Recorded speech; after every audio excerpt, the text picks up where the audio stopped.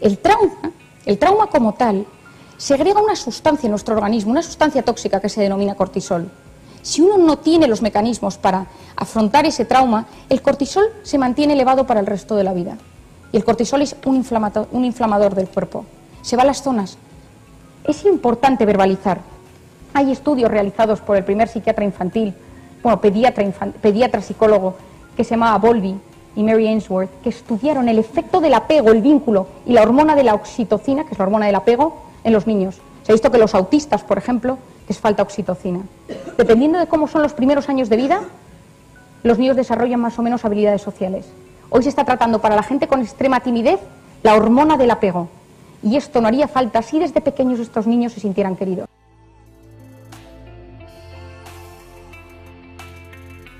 ¿Por qué este tema de la adversidad me interesa tantísimo? Yo soy psiquiatra y los psiquiatras nos dedicamos, tenemos la profesión más bonita que existe, porque vendemos felicidad. Cuando yo era pequeña, mi madre trabajaba en Barcelona y un día me llevó a su despacho y yo me acuerdo que yo tenía como 6 o 7 años y me dejaba en una sala de juntas enorme y me dedicaba a pintar. Y en ese momento entró ella con un señor, un cliente suyo, y le dijo: explícale a mi hija qué hacemos aquí. Ella era agente de cambio y bolsa. Ella se fue un momento y este señor algo me explicó, no recuerdo qué, pero según cuenta mi madre, cuando ella llegó 10 minutos más tarde, yo le estaba preguntando al señor: ¿usted está triste? ¿A usted le pasa algo? ¿Qué le pasa? Dígamelo. ¿Es con su mujer? Mi madre al entrar me dijo: dedícate a lo de tu padre. Por lo tanto, esa pequeña vocación que yo tenía de dedicarme a la bolsa, truncó mis sueños a los 6 años. Y soy psiquiatra. Cuando terminé la carrera de medicina, como bien contaba Ana, me fui a Camboya a sacar niñas de la prostitución infantil. Fue uno de los momentos más difíciles y más duros de mi vida, debido a que yo me enfrenté a niños jóvenes que desde una edad de 6, 7, 8, 9, 10 años habían sido vendidos a burdeles, a prostitución y temas dramáticos. Por otra parte, trabajaba también cerca de un basurero donde niños huérfanos sacaban comida de allí. Y yo lo que observé es que había niños que a pesar de eso salían adelante y conseguían rehacer sus vidas. Esos niños eran felices, se casaban, tenían hijos, y en cambio había otros que no. ¿De qué dependía que hubiera gente que pudiera superar la adversidad, el trauma? Luego hablaré de traumas más reales que ocurren en Occidente, y otros no pudieran. ¿Qué había dentro de ellos? Y aprendí el concepto de resiliencia.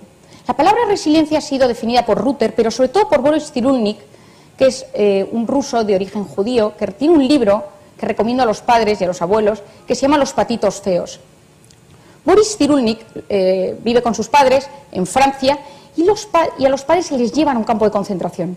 Él se consigue escapar y tras varias escapadas con 6 años acaba escondido hasta que termina la Segunda Guerra Mundial. Cuando termina, pues la intendencia francesa le coloca en una granja donde él pues trabaja y tiene la huerta con tomates, con lechugas, pero él decía hacer algo grande con su vida. A pesar de haber perdido a toda su familia, a sus hermanos, a sus amigos y estar absolutamente solo, estudia medicina, estudia neurología, hace psiquiatría y es uno de los directores de uno de los centros más importantes de Francia relacionado con el tema de la resiliencia. En su libro, que se llama Los patitos feos, una infancia infeliz no determina tu vida, él explica que existe la resiliencia que hace que los seres humanos podemos rehacernos de nuevo. ¿Y qué es la resiliencia? La resiliencia es la capacidad del ser humano para reponerse de un trauma y sin salir dañado ser feliz.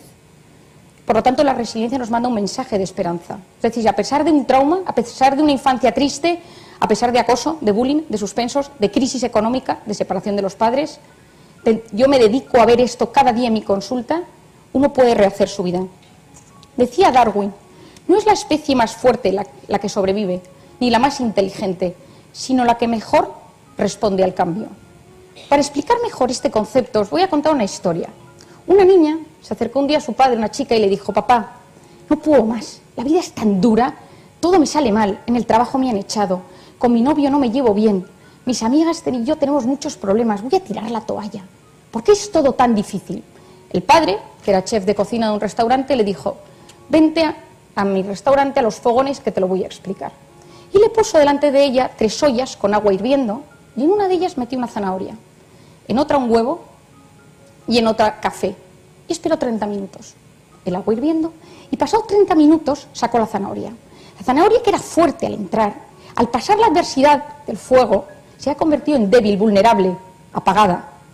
El huevo, que era líquido, al entrar a la adversidad se había convertido en algo duro, pétreo, consistente, rocoso, duro, incapaz de tener esa liquidez del amor.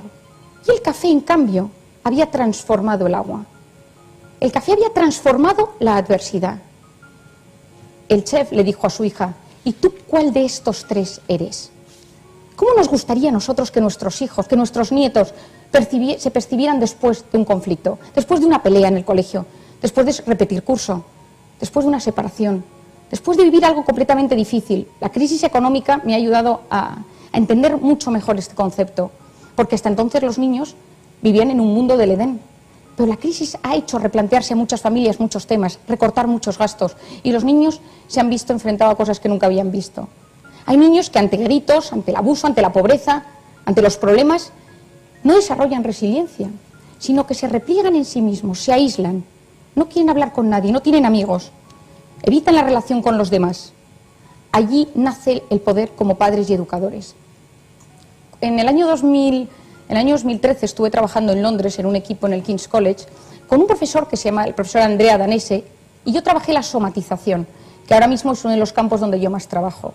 Él publicó un artículo en el cual él vio, dos artículos que les voy a comentar de él, que en gente con depresión y ansiedad que no respondían a tratamiento se les preguntaba sus antecedentes en la infancia y en la adolescencia, y más de la mitad tenían problemas de trauma, bien sea un abuso sexual, que tenía una frecuencia muy alta, acoso, bullying, separación de los padres, problemas graves en el colegio, problemas graves en la familia, padre alcohólico, un porcentaje muy elevado.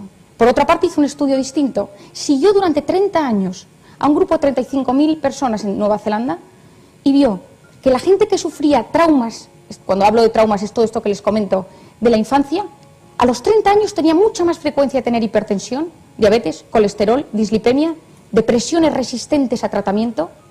Ustedes me preguntarán, ¿y esto por qué es? Tiene un sustrato bioquímico. El trauma como tal, segrega una sustancia en nuestro organismo, una sustancia tóxica que se denomina cortisol. Si uno no tiene los mecanismos para afrontar ese trauma, el cortisol se mantiene elevado para el resto de la vida. Y el cortisol es un inflamador del cuerpo. Se va a las zonas. Y hay niños hoy en día, yo cuando trabajé en el hospital Puerta de Hierro, yo me sorprendía, la planta de pediatría estaba llena de niños que tenían dolores de tripa, dolores de cabeza, y les hacían 1000 pruebas, no había nada. Porque es la somatización del problema. Como los niños no saben expresarse, que será una de las cosas que les explique después, como los niños no saben expresarse, todo lo somatizan. Y los hijos pueden ser enseñados.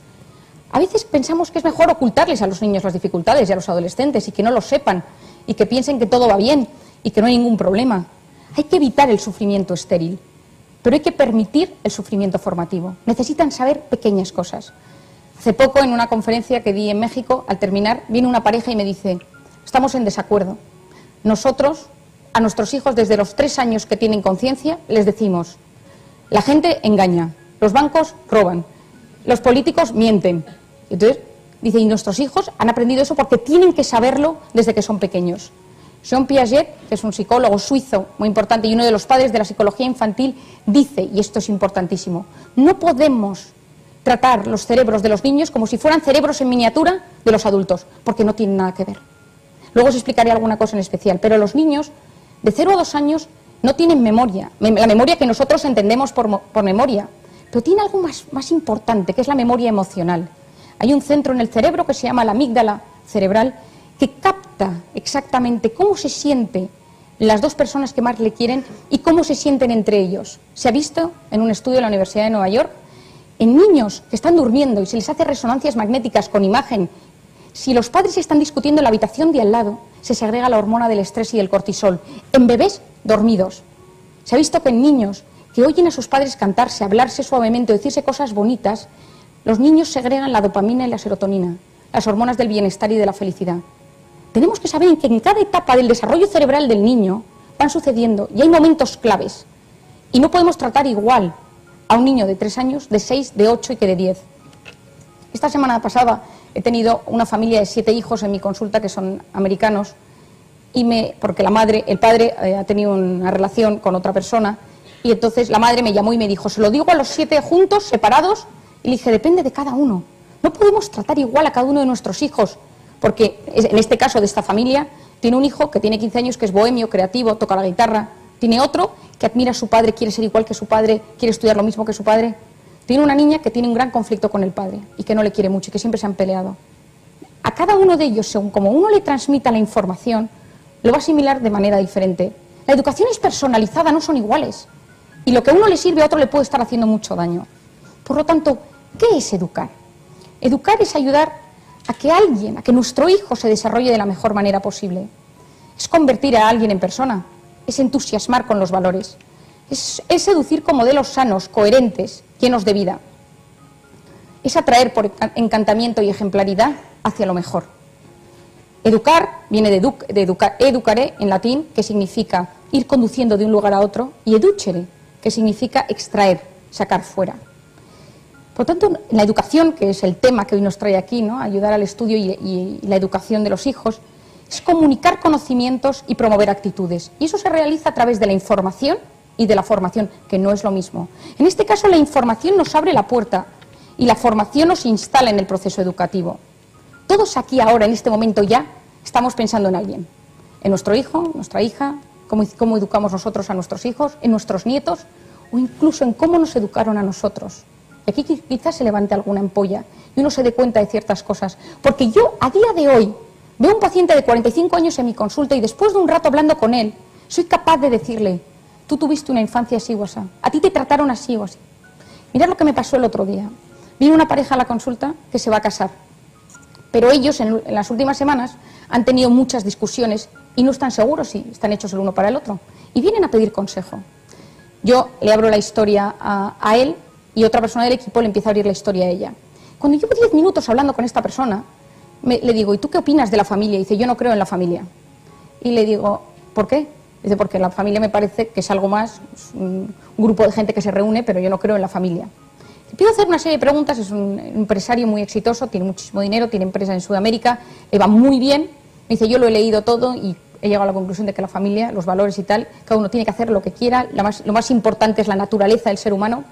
Y entonces le digo, oye, ¿a ti cómo se llevaban tus padres? Y me dice, se odiaban. Mis padres se odiaban, todo el día gritando. Yo por eso, bueno, me caso porque ella se quiere casar, pero yo pues me daría igual seguir en pareja, porque si aparece otra persona tendré que dejar, porque en esta vida lo importante es lo que uno siente. 10 minutos más tarde me voy a ver a la novia y le digo, oye, ¿qué tal? Y dice, pues es que a veces tiene salidas un poco fuertes y no sé si son cosas de él o al final las acabará haciendo. Desgraciadamente le tuve que decir que no se casara con él. Como os decía antes, lo más importante es entender a nuestros hijos y entenderles, tengan la edad que tengan, y para eso hace falta tiempo. Cuando yo era pequeña, yo iba a casa de un tío mío que era notario, tenemos aquí algún notario importante, y cuando mi tío Luis, y él tenía 9 hijos de todas las edades, entonces él me enseñaba y me enseñaba y me enseñaba muchísimas cosas. Y un día me dijo, cuando seas mayor te voy a regalar para que pongas en tu casa este cuadro que tengo aquí. Estaba en la cocina. Y ese cuadro, que tiene unas palabras que les voy a leer ahora, está escrito en el libro que escribí con mi padre. Lo puse porque me parece muy interesante, de cómo los hijos ven a sus padres. A los 7 años, papá es un sabio, todo lo sabe. A los 14 años, me parece que mi padre se equivoca en algunas cosas. A los 20 años, mi padre está un poco atrasado, no es de esta época. A los 25 años, mi padre no sabe nada, decididamente se está haciendo mayor. A los 30 años, no sé si ir a consultarle este tema con mi padre, tal vez él podría aconsejarme. A los 45 años, qué lástima que papá se haya ido, él me habría aconsejado. A los 70, pobre mi padre, era un sabio, lástima que lo haya comprendido demasiado tarde. Nosotros tenemos que entender a los hijos y ellos nos van a entender mejor a nosotros, pero tiene que haber una comunicación. ¿Cuáles son los principales resortes en la educación? Hay 2. El primero es la motivación y el segundo es el esfuerzo. La motivación es lo que mueve, lo que inicia. Desgraciadamente, cada vez más vemos los psiquiatras en nuestras consultas lo que denominamos el síndrome amotivacional. El síndrome motivacional no es una depresión, es ¿qué te apetece? Me da igual. ¿Te apetece salir? Bueno, ¿por qué no estudias? ¿Para qué? Entonces no hay ni diálogo, no es que se quiera morir, o sea, no es una depresión como tal, y de hecho la zona de la depresión del cerebro no está alterada, sino que se ha borrado la motivación. Existen varias causas, yo veo muy frecuentemente, y cuando yo veo a un chico con este problema, lo primero que le pregunto es si fuma marihuana. La marihuana se ha visto que se ha demostrado que consumir poca marihuana semanalmente, mensualmente, daña la zona del cerebro de la motivación. La otra causa del síndrome motivacional es la sobreestimulación de las nuevas tecnologías. Si nosotros tenemos lo más importante de la educación es educar en el asombro, la naturaleza, las cosas nuevas. Pero si todo está en un aparato, perdemos el asombro. Y cuando perdemos el asombro se apaga la motivación. Por eso es muy importante saber medir el tema de las nuevas tecnologías. El otro principal resorte de la educación es el esfuerzo, que a través de pequeñas luchas concretas se llega al autodominio. Dice Confucio, un sabio oriental, aquel que conoce lo exterior es erudito. Quien se conoce a sí mismo es sabio. Quien conquista a los demás es poderoso. Quien se conquista a sí mismo es invencible. Esto hace más de 20 siglos. La labor de educar nos parece una mezcla de magia, de suerte, de conocimiento. No sabes qué va a pasar. Antes quiero daros 7 consejos, después de lo que yo he estudiado, he leído y sobre todo mi experiencia en la consulta y en Camboya, para ayudar y entrenar a los hijos a saber superar la adversidad, para que tengan resiliencia, porque aunque se nace con ella, se puede desarrollar. Como la inteligencia, la lectura, la memoria, todos tenemos en mayor o menor medida. Quiero hablar de una persona, Viktor Frankl, que muchos de vosotros habréis oído hablar de él. Él fue un psiquiatra judío que estuvo en austriaco, que acabó en un campo de concentración. 2 cosas. Tiene un libro que recomiendo, El hombre en busca de sentido, que es un libro magistral, y él descubre en el campo de concentración que la gente que tiene un sueño, que tiene un recuerdo positivo de algo de antes de entrar en el campo de concentración no muere. Cuando yo antes os decía que los psiquiatras buscamos la felicidad, a veces la felicidad cuesta definirla, porque la felicidad no es lo que nos pasa, sino cómo interpretamos lo que nos pasa. La felicidad es una forma de vivir en el mundo, es una manera de mirar la realidad. A veces entendemos la felicidad cuando ya no está, ante la muerte, el sufrimiento, el dolor, ahí decimos, ahora no soy feliz. ¿Cuál es el antídoto que existe a esto? El antídoto es el amor. El amor a un ser querido, el amor a unas creencias, a un ideal, a unos valores, y el amor al recuerdo.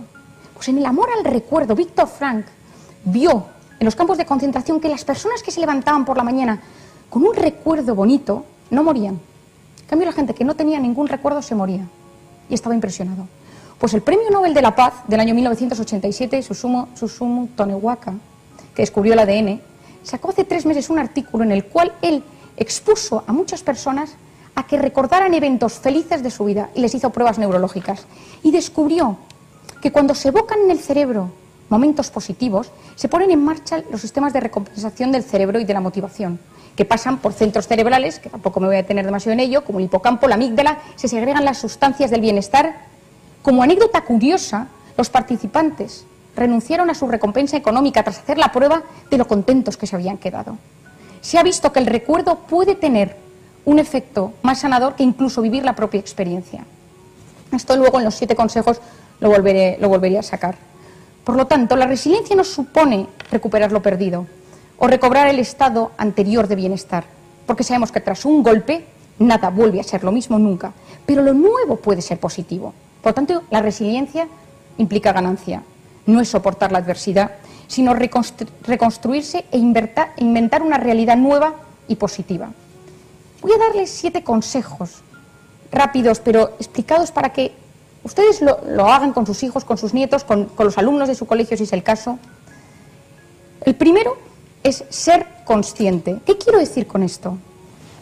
Hay que explicarle a los niños, a los jóvenes, a los adolescentes, que uno puede manejar su situación estresante de manera eficaz.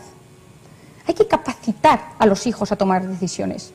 El otro día vino un señor a mi consulta por primera vez y me dice que su hijo, el otro día en un partido de fútbol en el colegio, pegó a otro y entonces, bueno, tuvieron una pelea, él se le rompió la nariz al uno, el otro sangró y entonces él a su hijo se lo llevó del colegio, lo ha mandado a Huelva, a la casa de la abuela, él ha quedado con el padre del otro niño, ha hablado con el colegio, él se encargó de todo y el niño está en la playa en Huelva.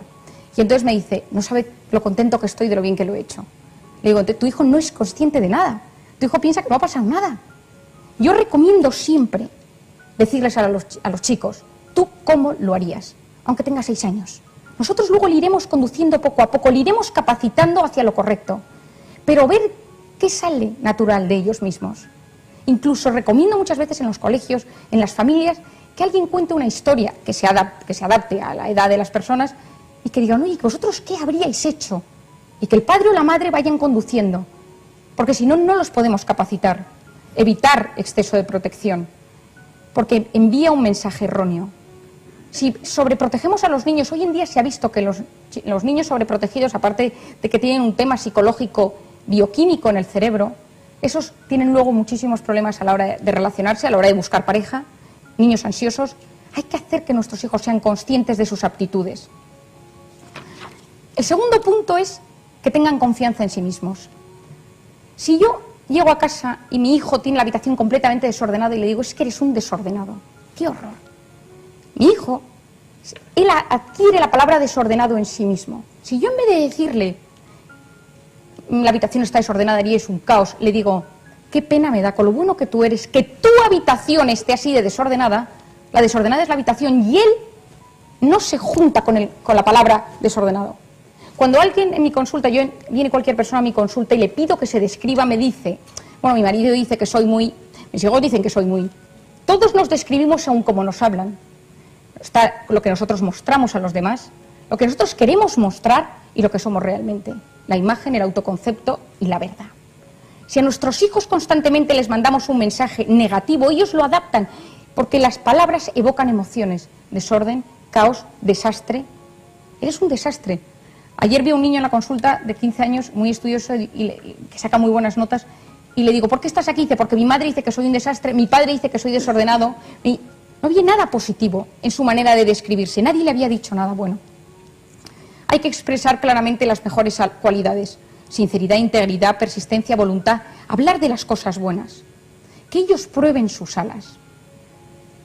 Como tercer punto, y clave para mí, y la base quizá un poco de mi trabajo, es gestionar las emociones, dar significado a lo que les pasa, a sus emociones. Eso es la inteligencia emocional. Hay mucha gente muy inteligente que no la tiene.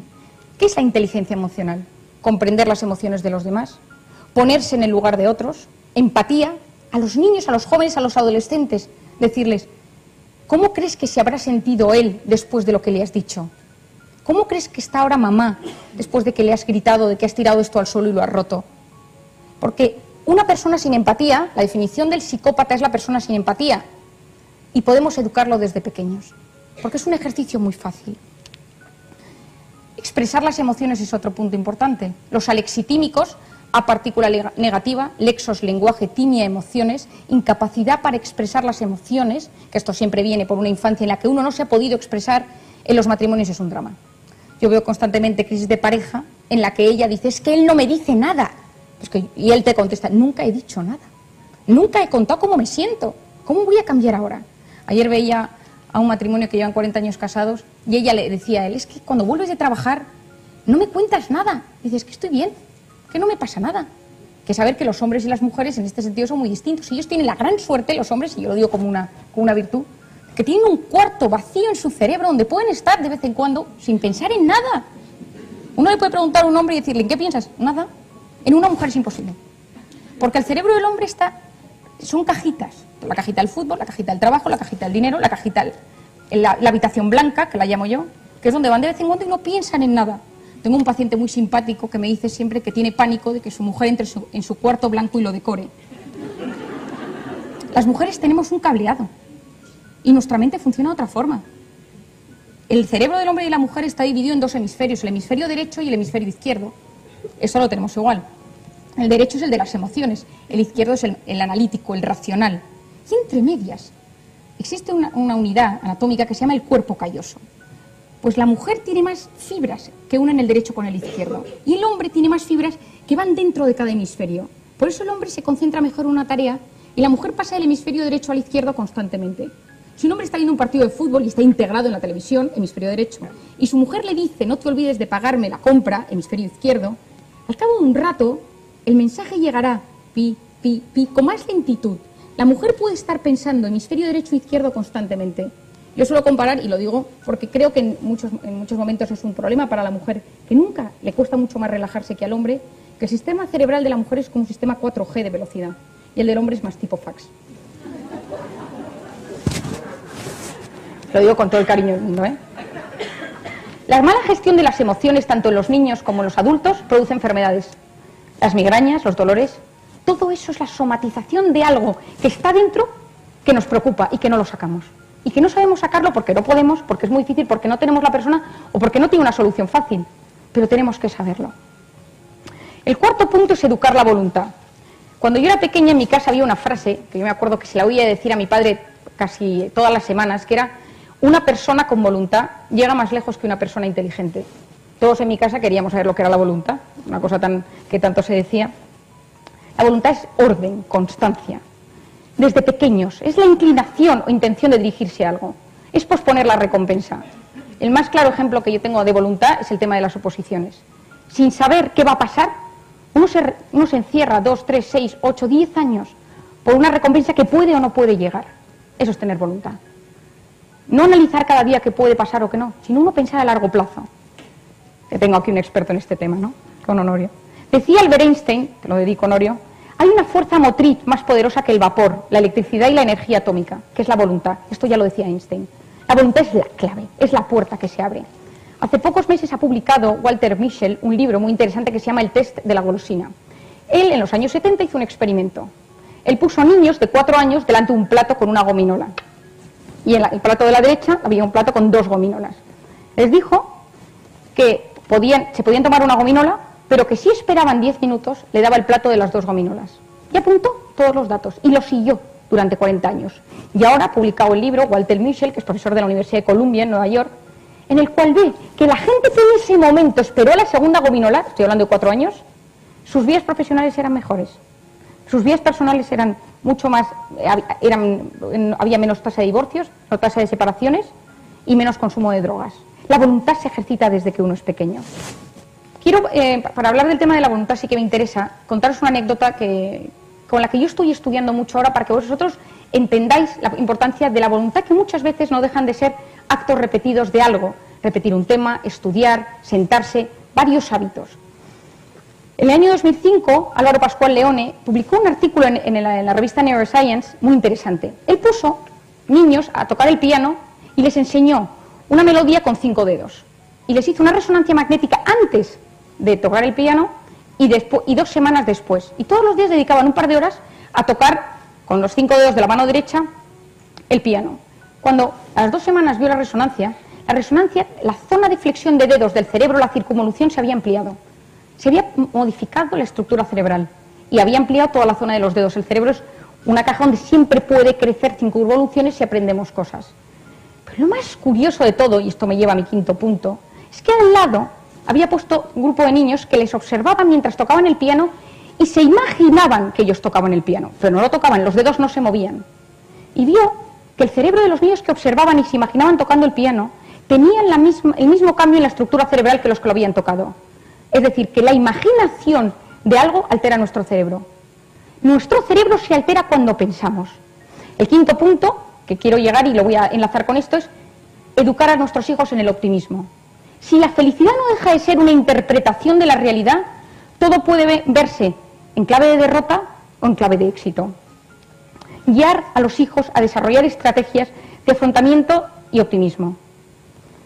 ¿Qué se vio en esto? Y esto es un tema que me parece muy interesante y yo cada vez... que el optimismo, la ilusión y la imaginación están muy ligados.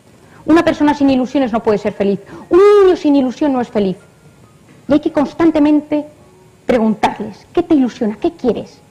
No hay felicidad sin ilusión, no existe. Y la imaginación.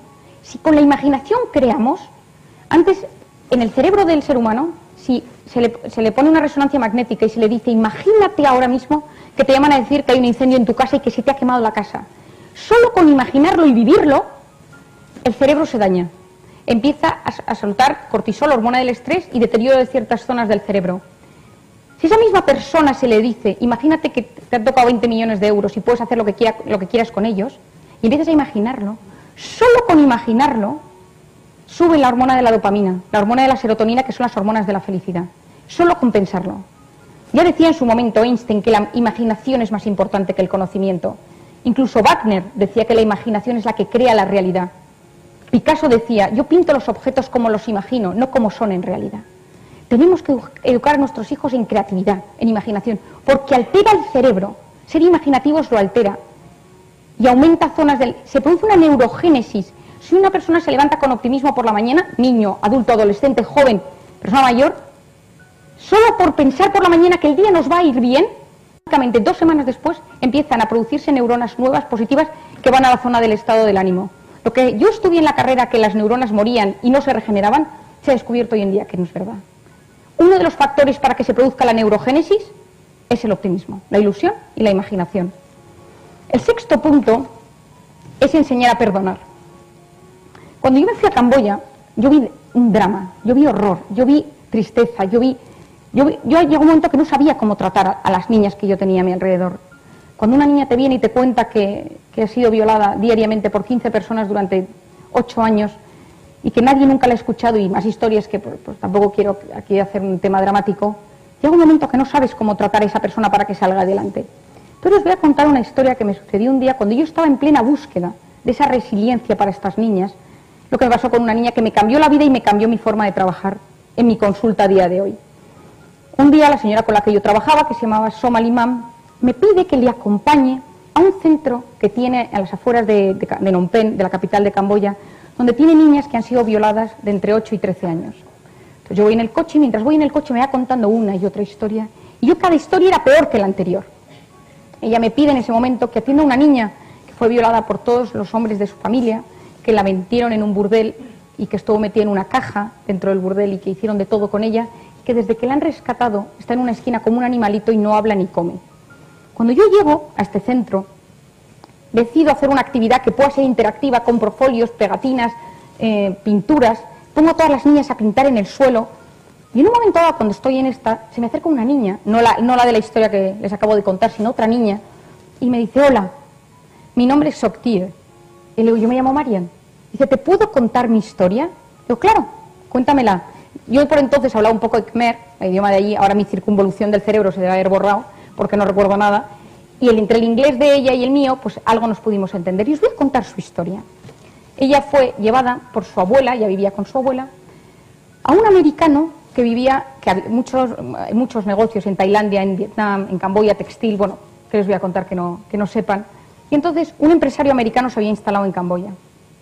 Mucha gente pobre, llevaba a sus hijos para que estuvieran en los jardines, para que cocinaran, para que limpiaran la casa, y la abuela de esta niña la llevó a la casa y le dijo: lava, plancha, lo que te pidan. Y le dieron $200. Y estuvo allí. Al cabo de 2 semanas, el empresario este llama a la niña por la noche y la viola. La niña, por supuesto, no sabía ni lo que era eso, ni lo entendía, y se rompió por dentro. Y una noche, y otra, y otra, y otra. Pues una mañana se levantó y dijo: yo me voy de aquí. Yo no puedo seguir aquí. ¿Dónde voy? Si mi abuela es la que me ha traído aquí, no puedo volver a casa. Y se acordó que cuando era pequeña había un señor de indio que iba por el barrio de ella, que era muy pobre, y le repartía arroz. Y que alguna vez por jugar le había seguido y sabía dónde vivía. Saltó de la casa, se fue a ver a este señor. Y cuando llegó a la casa le llamó a la puerta y le abrió un señor. Y ella le contó su historia. Mientras ella me la está narrando a mí, me dice: ¿Do you know Catholic? ¿Tú conoces lo católico? Ten en cuenta que en Camboya hay un 0,3% de católicos. Entonces le digo yo: mi catholic, que era lo último que me esperaba de la historia. Y me dice: era un misionero católico. Entonces este señor le dijo: yo no te puedo tener aquí, yo aquí no te puedes quedar porque yo te tengo que buscar un sitio, pero hasta que te lo encuentres, tengo una casita cerca de aquí, te instalas ahí. A la mañana siguiente, el misionero fue a buscarle y le llevó a una capilla, y según la niña me cuenta, entró en una capilla y se encontró con un señor con los brazos en cruz, abiertos, que estaba en un trozo de madera. Y le dijo al misionero: ¿quién es este? Le dijo: se llama Jesús. Y dice: ¿qué hace ahí? Dice: los suyos le entregaron y le mataron. Dice: igual que a mí, pero sin matarme. Los míos me entregaron al daño y al dolor. Y le dice esta niña al misionero: ¿y qué hizo él? Dice: les perdonó. El misionero se va y me cuenta la niña a mí, niña de 12 años. Yo me quedé sentada, allí no hay bancos, es todo en esterillas, y me quedé mirando la cara de ese señor que estaba allí con los brazos abiertos y le dije: pues ayúdame a perdonar al americano. Y todas las mañanas volvía y estaba 1 hora diciendo la misma frase, ella sin saber que había empezado a rezar. Una mañana se levantó y cuando fue otra vez a la capilla corriendo, porque era lo único que hacía, se quedó mirando a ese señor con los brazos abiertos y dijo: ya le he perdonado, estoy libre. Y desde entonces, me dijo ella, yo pido por el americano, que él es el que no es feliz. Yo me quedé pasmada con esta historia, lo último que me esperaba, sobre todo que yo buscaba algo fuerte para poder ayudar a estas niñas, y esta niña Soktie, con 12 años, me dijo: lo nuestro solo se puede superar con el perdón. Lo único. Pues desde entonces yo en mi consulta, cualquier persona que viene a mi consulta, yo le digo: ¿Hay alguien a quien tengas que perdonar? ¿Hay alguien a quien todavía le tenga rencor? ¿Que tiene rabia a alguien? Y a los niños les hago una libreta con pautas de conducta y les digo a todos los niños, aprender a perdonar, ser el primero en perdonar. No te lo quedes, un corazón resentido no puede ser feliz. La felicidad consiste en buena salud y mala memoria. Y los que tienen mala memoria son aquellos que no han perdonado. Y como como séptimo y último punto, que los niños y nuestros hijos y nuestros nietos se sientan queridos.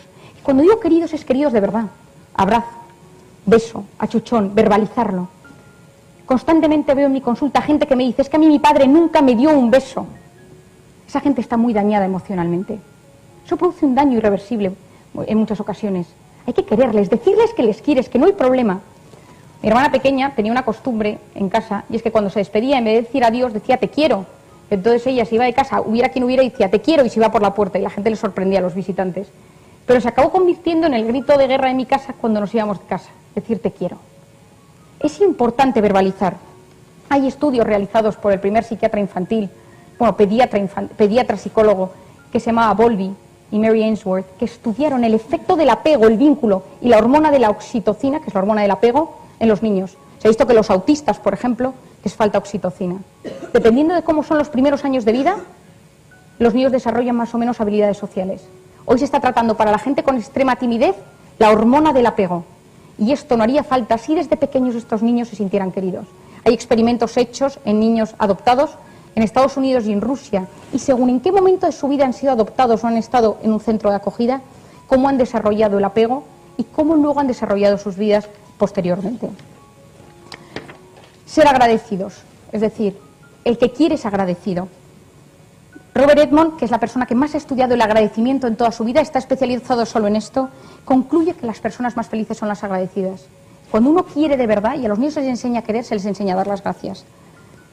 Porque cuando somos agradecidos, esa huella del gracias perdura en el cerebro. Se ha visto que cuando uno dice gracias, hay una zona, que es la zona de la toma de decisiones, que se ve fortalecida. No les quiero cansar más, porque he dejado muchos temas en el aire y quizá hay alguna pregunta. Y me gustaría terminar con una frase de Víctor Hugo, que es como la resiliencia, un grito a la esperanza. El futuro tiene muchos nombres. Para los débiles, lo inalcanzable. Para los temerosos, lo desconocido. Para los valientes, la oportunidad.